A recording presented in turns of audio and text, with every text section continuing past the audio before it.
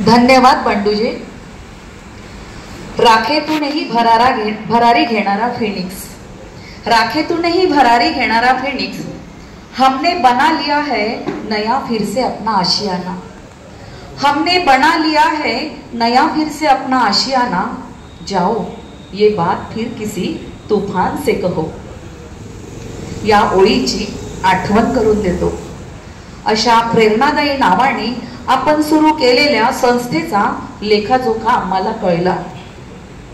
आता मी आमंत्रित करते प्राध्यापक श्याम हेडाऊ यांना. विदर्भ साहित्य संघ आणि भारतीय शिक्षण मंडळ या दोन संस्थांबद्दल आपल्याला ते माहिती देतील. ते 15 मिनिटाखेरीज 5 मिनिटे अतिरिक्त घेऊ शकतात, म्हणजेच 20 मिनिटात अभिव्यक्त होऊ शकतात. श्री प्राध्यापक श्री श्याम हेडाऊजी.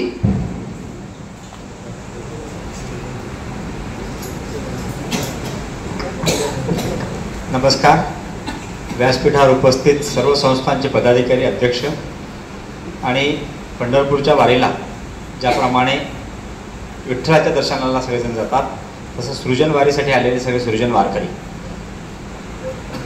मंडळी, सगळ्यात पहिल्यांदा तर मी आशीर्वादाचं अभिनंदन करतो याच्यासाठी की माझी संस्था मोठी, मी मोठा, याचे पाय ओढ त्याचे पाय ओढ, याला पाण्यात पहा त्याला पाण्यात पहा, असा हा स्पर्धेचा काळ आहे.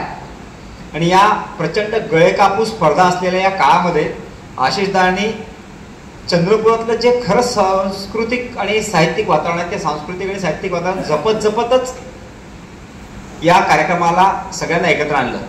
हे चंद्रपूरची एक वेगळी ओळख आहे की चंद्रपूरचं साहित्य आणि सांस्कृतिक क्षेत्र हे अत्यंत प्रगल्भ आहे, अत्यंत विस्तृत आहे आणि याला तितक्याच चांगल्या दर्जेदार व्यक्तिमत्वांची जाण आहे, जोड आहे, आधार आहे.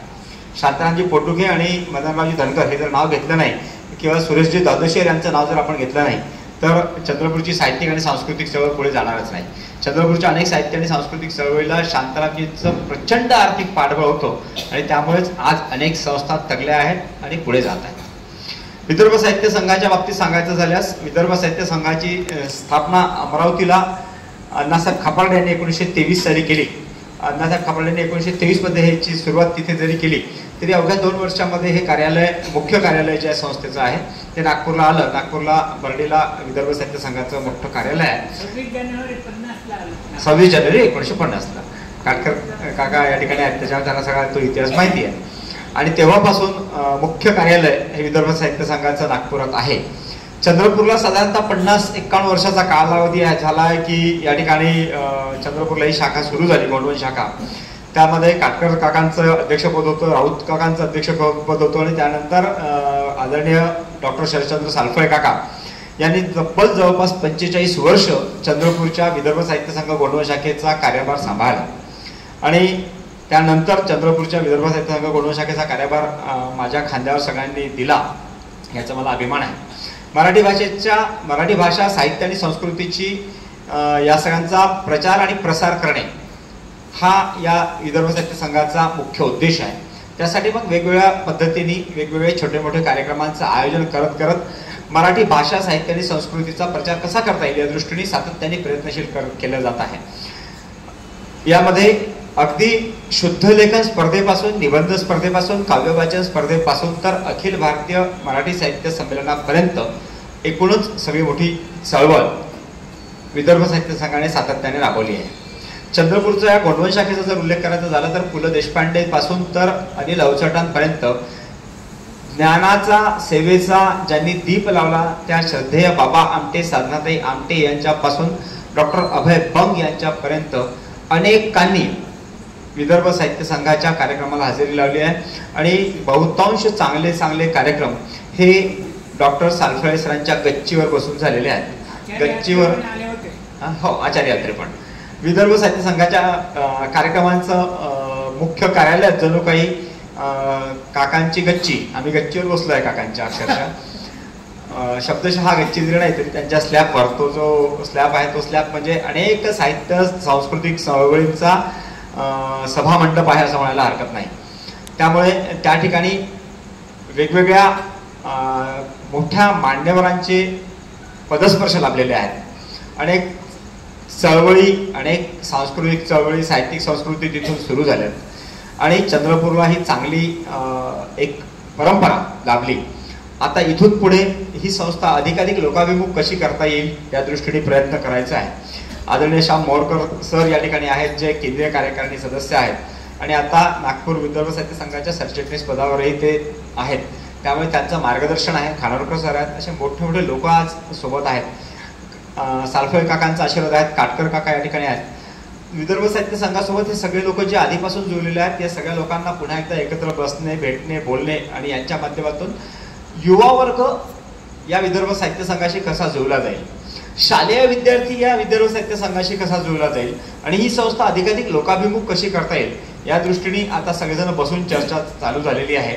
या चर्चेच्या माध्यमातून अनेक नवीन संकल्पना समोर येत आहेत. बावनकुळे सरांसारखा एक चांगलं व्यक्तिमत्व आज माझ्यासोबत मला लाभलेलं आहे आणि आमचा प्रयत्न आहे की येणाऱ्या काळामध्ये एक चांगले चांगले छोटे छोटे कार्यक्रम घेता येईल. खरं तर इरफाननी जसं सांगितलं की आर्थिक सगळे सोंग आणता येतात पण पैशाचं सोंग आणता येत नाही. त्याप्रमाणे सालफळे काकांच्या जवळ मी बसलो, सालफळे काकांची चर्चा केली, मोरकर सरांच्या सोबत बसतो. कमी पैशामध्ये कुठले कार्यक्रम करता येईल या दृष्टीने आमचा विचार सुरू आहे. विचार असा आहे डोक्यामध्ये की येणाऱ्या काळामध्ये शाळांमध्ये आणि महाविद्यालयांमध्ये साहित्याच्या अनुषंगाने मराठी भाषेची प्रचार आणि प्रसार कसा करता येईल, विद्यार्थ्यांमध्ये वाचनाची आवड निर्माण कशी करता येईल, या साहित्य संस्कृतीच्या सोबत त्यांना कसं जोडता येईल, विदर्भ साहित्य संघात म्हणजे नेमकं काय, विदर्भ साहित्य संघ करतं काय, याच्यासाठी त्यांना माहितीच नाही आहे. आपण त्यांच्याकडे पोहोचत नाही. जसं इरफान म्हटलं की आपण संस्थेपर्यंत लोक येण्यापेक्षा आपण संस्था लोकांपर्यंत जाऊन पोहोचू का, हा विचार डोळ्यासमोर म्हटून येणाऱ्या काळामध्ये शाळांमध्ये आणि महाविद्यालयांमध्ये वाचन संस्कृती मंडळ निर्माण करायचं. त्या माध्यमातून विद्यार्थ्यांना त्यांच्याच याच्यात शाळेमध्ये किंवा महाविद्यालयामध्ये पुस्तक वाचायला प्रेरित करायचं. त्यांच्याच माध्यमातून छोटे छोटे कार्यक्रम घ्यायचे आणि हळूहळू करत ही जी चळवळ राबवत जाईल याच्या माध्यमातून मग छोटे छोटे करता करता काही मोठे कार्यक्रम घेता येतील का असा प्रयत्न आहे. येणारा 100वे मराठी साहित्य संमेलन चंद्रपुरात व्हावं या दृष्टीने सुद्धा प्रयत्न सुरू आहेत. त्या दृष्टीने पत्रव्यवहार झालेला आहे, भेटीगाठीही झालेल्या आहेत. तो एक मोठा इव्हेंट आहे आणि इच्छा आहे की चंद्रपुरामध्ये तो व्हावा. त्या दृष्टीने चंद्रपूरचे लोकप्रिय आमदार किशोरभाऊ जोरगेवार एक गॉडफादर जसं म्हटलं त्याच्याप्रमाणे एक त्यांचे प्रयत्न आहेत, आशीर्वाद आहेत. चालू आहे प्रयत्न. यश अपयश येणारा काळ सांगेल, कारण ते 100वे साहित्य संमेलन असल्यामुळे त्यासाठी अनेक संस्थांचा त्याच्यासाठी प्रयत्न सुरू आहे. पण आपला प्रयत्नही आहे की आपल्याकडे ते व्हावं, कारण या चंद्रपूरला राम शेवाळकरांसारखं व्यक्तिमत्व आपल्याला चंद्रपूर जिल्ह्याचं एक म्हणून लाभलेलं आहे. तर ही जी मोठी परंपरा साहित्य आणि सांस्कृतिक क्षेत्रातल्या मंडळांची आहे, त्या लोकांच्या पावन पदस्पर्शाने, त्या लोकांच्या सहकार्याने, त्या लोकांच्या सहभागातून हे सगळं जे चाललंय तो वारसा असाच पुढे कसा चालत राहता येईल असा प्रयत्न मी माझ्या अध्यक्षतेखाली आता सुरू करतो आहे.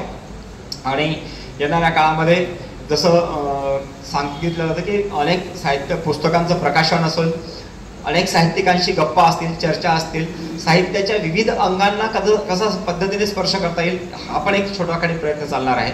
नुसतं साहित्य म्हणूनच नव्हे तर वेगवेगळ्या क्षेत्रातल्या मान्यवरांना एका ठिकाणी कसा आणता येईल हाही एक विचार आहे.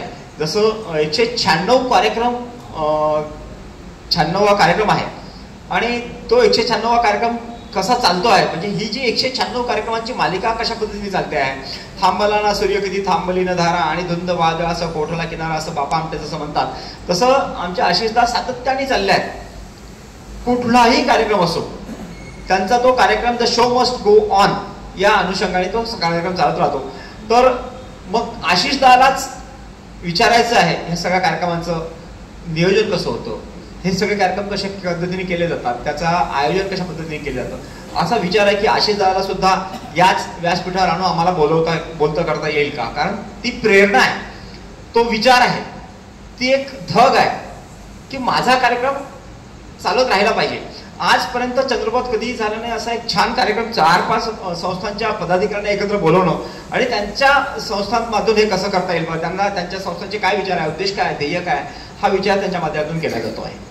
हे सगळं आम्हाला करता येईल का, ही जी कार्यक्रमांचं सातत्य आहे हे आम्हाला राबवता येईल का, हा प्रयत्न आम्ही यापुढे करणार आहोत.